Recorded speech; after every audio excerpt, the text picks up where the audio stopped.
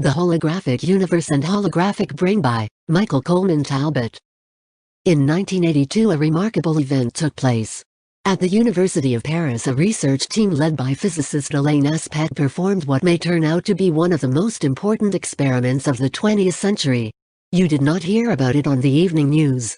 In fact, unless you are in the habit of reading scientific journals, you probably have never even heard Aspect's name, though there are some who believe his discovery may change the face of science. Aspect's experiment is related to the Eppler experiment, a consciousness experiment which had been devised by Albert Einstein and his colleagues, Podolsky and Rosen, in order to disprove quantum mechanics on the basis of the Pauli exclusion principle contradicting special relativity. Aspect and his team discovered that under certain circumstances subatomic particles such as electrons are able to instantaneously communicate with each other regardless of the distance separating them. It doesn't matter whether they are 10 feet or 10 billion miles apart. Somehow each particle always seems to know what the other is doing. The problem with this feat is that it violates Einstein's long-held tenet that no communication can travel faster than the speed of light. Since traveling faster than the speed of light is tantamount to breaking the time barrier, this daunting prospect has caused some physicists to try to come up with elaborate ways to explain away Aspect's findings. But it has inspired others to offer even more radical explanations. University of London physicist David Bohm, for example, believes Aspect's findings imply that objective reality does not exist, that despite its apparent solidity the universe is at heart a phantasm, a gigantic and splendidly detailed hologram. To understand why Bohm makes this startling assertion, one must first understand a little about holograms. A hologram is a three-dimensional photograph made with the aid of a laser. To make a hologram, the object to be photographed is first bathed in the light of a laser beam. Then a second laser beam is bounced off the reflected light of the first, and the resulting interference pattern, the area where the two laser beams commingle, is captured on film. When the film is developed, it looks like a meaningless swirl of light and dark lines. But as soon as the developed film is illuminated by another laser beam, a three-dimensional image of the original object appears. The three-dimensionality of such images is not the only remarkable characteristic of holograms. If a hologram of a rose is cut in half and then illuminated by a laser, each half will still be found to contain the entire image of the rose. Indeed, even if the halves are divided again, each snippet of film will always be found to contain a smaller but intact version of the original image. Unlike normal photographs, every part of a hologram contains all the information possessed by the whole. The whole in every part nature of a hologram provides us with an entirely new way of understanding organization and order. For most of its history, Western science has labored under the bias that the best way to understand a physical phenomenon, whether a frog or an atom, is to dissect it and study its respective parts. A hologram teaches us that some things in the universe may not lend themselves to this approach.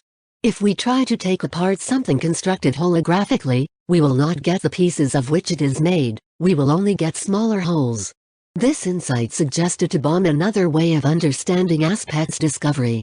Bohm believes the reason subatomic particles are able to remain in contact with one another regardless of the distance separating them is not because they are sending some sort of mysterious signal back and forth, but because their separateness is an illusion. He argues that at some deeper level of reality such particles are not individual entities, but are actually extensions of the same fundamental something. This fundamental connectedness would correlate with the fifth element, and its mathematical proof of all aspects of the universe being energetically connected, Hal Puthoff's assertion in his work on zero-point energy of all charges in the universe being connected, and that further mass is in all likelihood an illusion as well, in both of these modern-day theories of physics being in accordance with ancient traditions and philosophies, which claim the same connectedness of the diverse parts of the universe.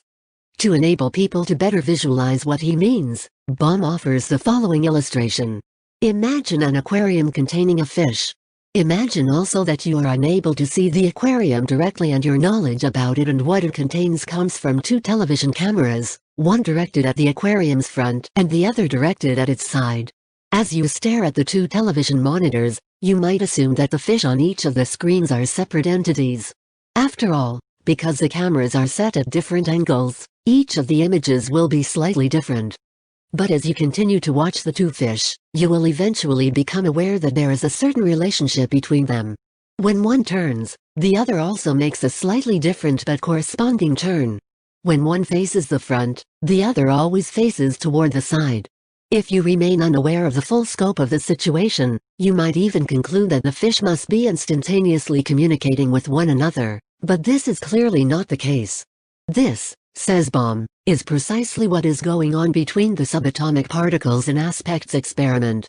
According to Baum, the apparent faster-than-light connection between subatomic particles is really telling us that there is a deeper level of reality we are not privy to, a more complex dimension beyond our own that is analogous to the aquarium. And, he adds, we view objects such as subatomic particles as separate from one another because we are seeing only a portion of their reality. Such particles are not separate parts, but facets of a deeper and more underlying unity that is ultimately as holographic and indivisible as the previously mentioned rose. And since everything in physical reality is comprised of these eidolons, the universe is itself a projection, a hologram. In addition to its phantom-like nature, such a universe would possess other rather startling features.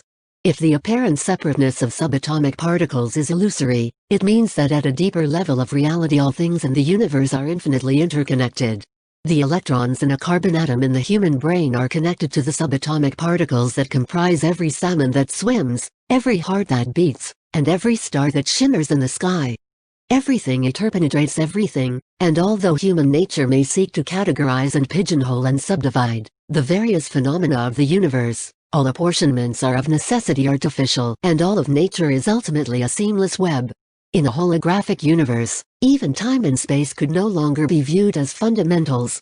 Because concepts such as location break down in a universe in which nothing is truly separate from anything else, time and three-dimensional space, like the images of the fish on the TV monitors, would also have to be viewed as projections of this deeper order. At its deeper level, reality is a sort of super hologram in which the past, present, and future all exist simultaneously. This suggests that given the proper tools it might even be possible to someday reach into the super holographic level of reality and pluck out scenes from the long-forgotten past. What else the super hologram contains is an open-ended question.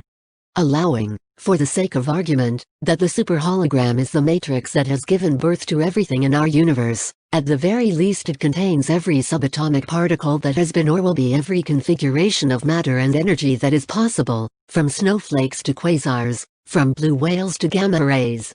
It must be seen as a sort of cosmic storehouse of all that is. Although Baum concedes that we have no way of knowing what else might lie hidden in the super hologram, he does venture to say that we have no reason to assume it does not contain more. Or as he puts it, perhaps the super holographic level of reality is a mere stage, beyond which lies an infinity of further development. Baum is not the only researcher who has found evidence that the universe is a hologram. Working independently in the field of brain research, Stanford neurophysiologist Carl Pribram has also become persuaded of the holographic nature of reality. Pribram was drawn to the holographic model by the puzzle of how and where memories are stored in the brain. For decades, numerous studies have shown that rather than being confined to a specific location, memories are dispersed throughout the brain. In a series of landmark experiments in the 1920s, brain scientist Carl Ashley found that no matter what portion of a rat's brain he removed, he was unable to eradicate its memory of how to perform complex tasks it had learned prior to surgery. The only problem was that no one was able to come up with a mechanism that might explain this curious hole in every part nature of memory storage. Then in the 1960s, Pribram encountered the concept of holography and realized he had found the explanation brain scientists had been looking for. Pribram believes memories are encoded not in neurons, or small groupings of neurons, but in patterns of nerve impulses that crisscross the entire brain in the same way that patterns of laser light interference crisscross the entire area of a piece of film containing a holographic image. In other words, Pribram believes the brain is itself a hologram. Pribram's theory also explains how the human brain can store so many memories in so little space. It has been estimated that the human brain has the capacity to memorize something on the order of 10 billion bits of information during the average human lifetime, or roughly the same amount of information contained in 5 sets of the Encyclopedia Britannica. Similarly, it has been discovered that in addition to their other capabilities, holograms possess an astounding capacity for information storage simply by changing the angle at which the two lasers strike a piece of photographic film. it is possible to record many different images on the same surface. It has been demonstrated that 1 cubic centimeter of film can hold as many as 10 billion bits of information. Our uncanny ability to quickly retrieve whatever information we need from the enormous store of our memories becomes more understandable if the brain functions according to holographic principles. If a friend asks you to tell him what comes to mind when he says the word zebra, you do not have to clumsily sort back through a gigantic and cerebral alphabetic file to arrive at an answer. Instead, associations like striped, horse-like, and animal native to Africa all pop into your head instantly. Indeed, one of the most amazing things about the human thinking process is that every piece of information seems instantly cross-correlated with every other piece of information, another feature intrinsic to the hologram. Because every portion of a hologram is infinitely interconnected with every other portion, it is perhaps nature's supreme example of a cross-correlated system. The storage of memory is not the only neurophysiological puzzle that becomes more tractable in light of Pribram's holographic model of the brain. Another is how the brain is able to translate the avalanche of frequencies it receives via the senses, light frequencies, sound frequencies, and so on, into the concrete world of our perceptions. Encoding and decoding frequencies is precisely what a hologram does best. Just as a hologram functions as a sort of lens, a translating device able to convert an apparently meaningless blur of frequencies into a coherent image, Pribram believes the brain also comprises a lens and uses holographic principles to mathematically convert the frequencies it receives through these senses into the inner world of our perceptions. An impressive body of evidence suggests that the brain uses holographic principles to perform its operations. Pribram's theory, in fact, has gained increasing support among neurophysiologists. Argentinian-Italian researcher Hugo Zuccarelli recently extended a holographic model into the world of acoustic phenomena. Puzzled by the fact that humans can locate the source of sounds without moving their heads, even if they only possess hearing in one ear, Zuccarelli discovered that holographic principles can explain this ability. Zuccarelli has also developed the technology of holophonic sound, a recording technique able to reproduce acoustic situations with an almost uncanny realism. Pribram's belief that our brains mathematically construct hard reality by relying on input from a frequency domain has also received a good deal of experimental support. It has been found that each of our senses is sensitive to a much broader range of frequencies than was previously suspected.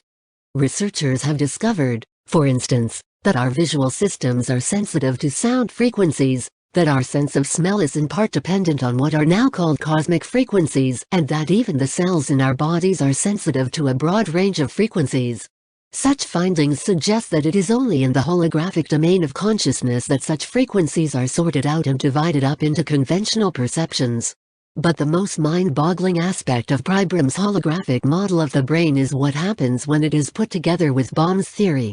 For if the concreteness of the world is but a secondary reality and what is there is actually a holographic blur of frequencies, and if the brain is also a hologram and only selects some of the frequencies out of this blur and mathematically transforms them into sensory perceptions, what becomes of objective reality? Put quite simply, it ceases to exist. As the religions of the East have long upheld, the material world is Maya, an illusion, and although we may think we are physical beings moving through a physical world, this too is an illusion. We are really receivers floating through a kaleidoscopic sea of frequency, and what we extract from this sea and transmogrify into physical reality is but one channel for many extracted out of the super hologram.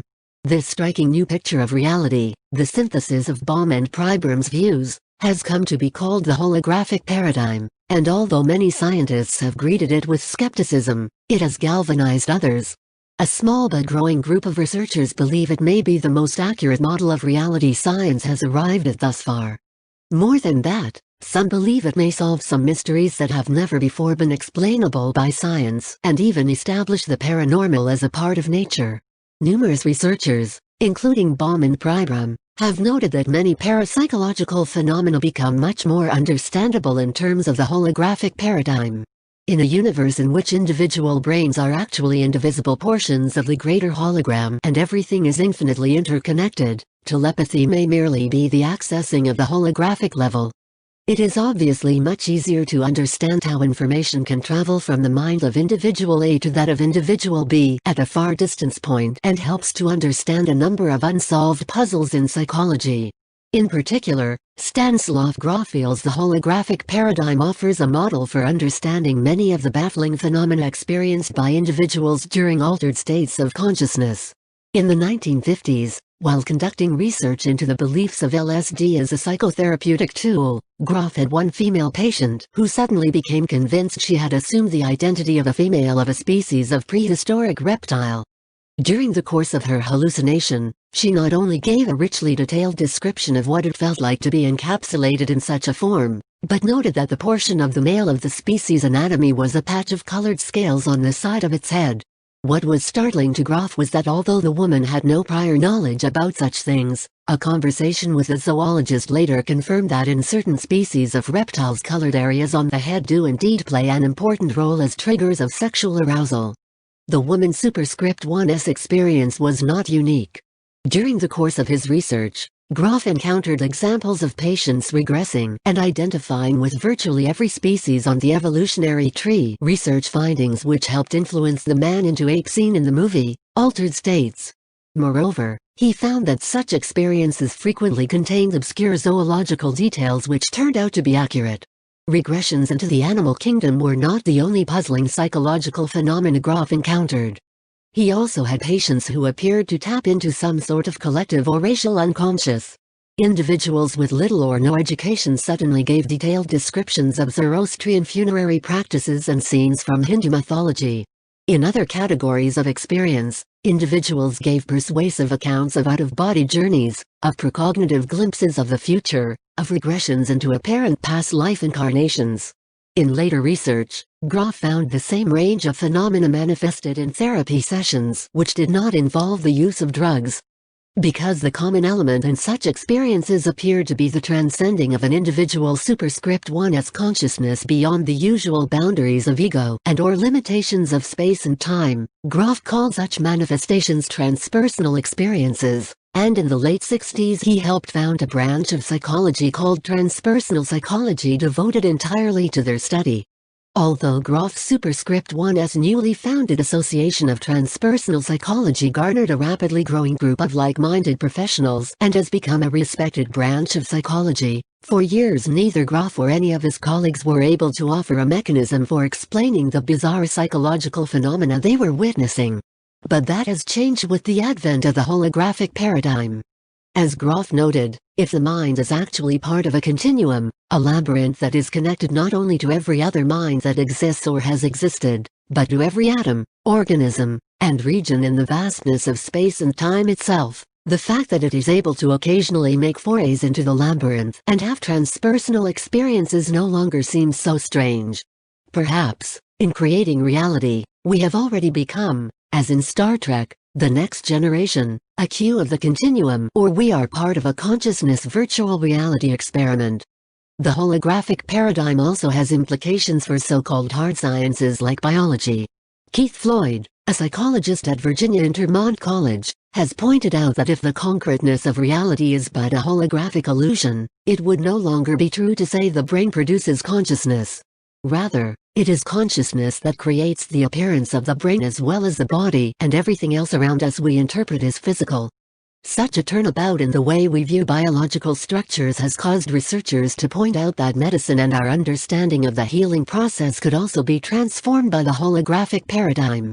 If the apparent physical structure of the body is but a holographic projection of consciousness, it becomes clear that each of us is much more responsible for our health than current medical wisdom allows.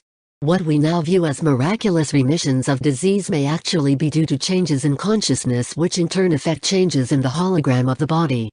Similarly, controversial new healing techniques such as visualization may work so well because in the holographic domain of thought images are ultimately as real as reality. Even visions and experiences involving non-ordinary reality become explainable under the holographic paradigm. In his book Gifts of Unknown Things, biologist Lyle Watson describes his encounter with an Indonesian shaman woman who, by performing a ritual dance, was able to make an entire grove of trees instantly vanish into thin air.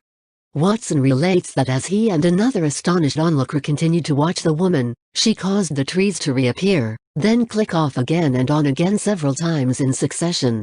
Although current scientific understanding isn't capable of explaining such events, experiences like this become more tenable if hard reality is only a holographic projection.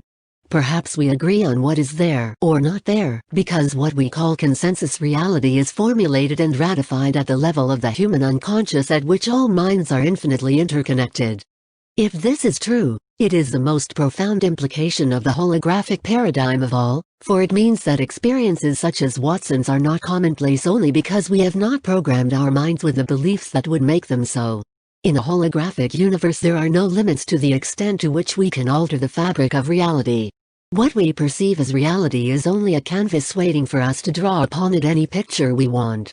Anything is possible, from bending spoons with the power of the mind to events experienced by Carlos Castaneda during his encounters with the Equilibrio Don Juan, for magic is our birthright, no more or less miraculous than our ability to compute the reality we want when we are in our dreams.